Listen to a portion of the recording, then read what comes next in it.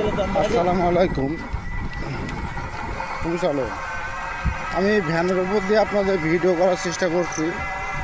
এটা এমন একটা রাস্তা যেটা আন্তর্জাতিক একটা চেকপোস্টে যাওয়ার, চুয়াডাঙ্গা জেলার বিখ্যাত একটি জায়গা, যেটা আপনারা গেদে বর্ডার নামে পরিচিত।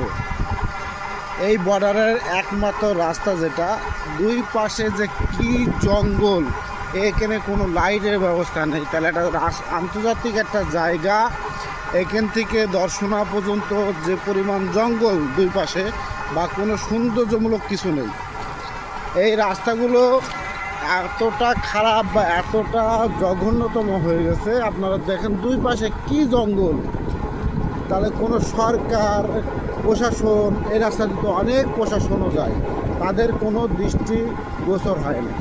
তা আমি সরকারের কাছে দাবি, এই জায়গাটা এত সৌন্দর্যতামূলক রাস্তা, সেখানে দুই পাশে যে জঙ্গল, এটা যেন পরিহার করা হয়। আর একটা বিষয় হচ্ছে, আমাদের এই রাস্তাটা দিয়ে যায় চেকপোস্টে, সৌন্দর্যমূলক কিছু করার দাবি আমাদের। ধন্যবাদ, সবাই ভালো থাকবেন, ভিডিওটি সবাই শেয়ার করে দিবেন।